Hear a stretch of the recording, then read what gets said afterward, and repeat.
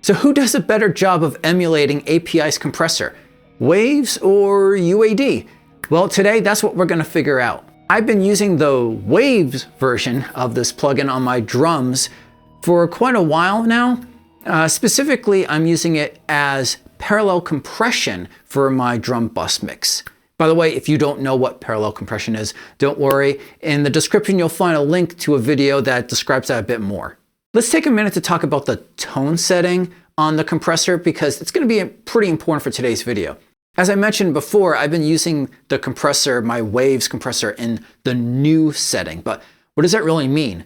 Well, even on the hardware version of the compressor that API makes, this tone setting exists. You can have it be new or old. Well, what does that really mean? Well, keep in mind that APIs, they've been around for, I don't know, maybe 50 years. I think they're old. This version of the compressor really goes back to a model that was in existence in the 1970s. This is where things really come into play. The old is really, you could think of that as the classic style sound of their compressor, whereas new is the more modern style sound that you would have.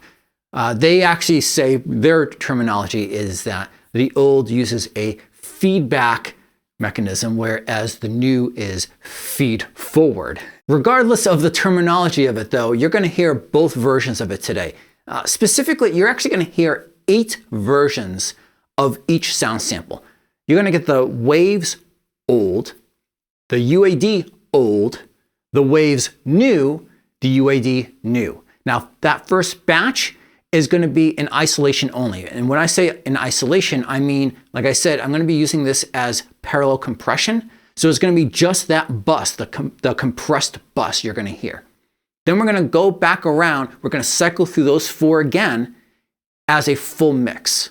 Now there won't be any other compression going on inside the DAW on the individual tracks on, say, the snare or the bass drum. However, I am going to be using a reverb bus as well, and the reverbed bus will have some compression going on outside of this. Speaking of the recording setup, let me just run through what I got going on here real quick. So sound sources and microphones and outboard gear. I got a Purple Heart snare. This is all DW stuff. Purple Heart snare with a Beta 57, a Shure Beta 57. That's running through UA 6176. My toms, these are cherry mahogany. I got these little cute little small condenser microphones from Beyerdynamic on the top. On the underneath of my 5th tom, there's a Sennheiser MD421 as well. These are all going through API preamps. And then my bass drum, I got 2 mics. There's a Moon mic that's going through an API. And then I got another microphone, a standard microphone outside the kick as well. That is going through an API and a Distressor. So there is some outboard compression going on specifically on the snare and the bass drum, okay? The compression is not too heavy, or it's relatively light. It's mostly just so I don't clip the tracks before they're getting into the computer. And then last but not least, I got pair of overheads. These are AKG 451 stereo match pair, and that's going through a design specific preamp.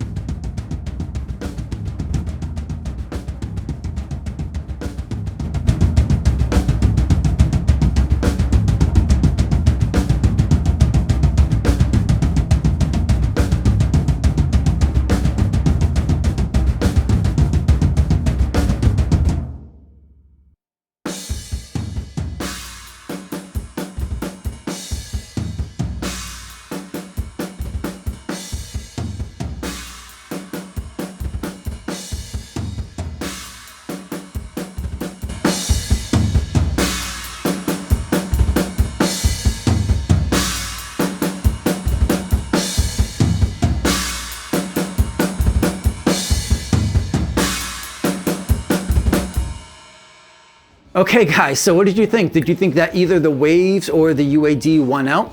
Did you like one better on the old setting and the other better on the new setting?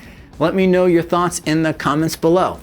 And of course, I am putting out other drum related content all the time.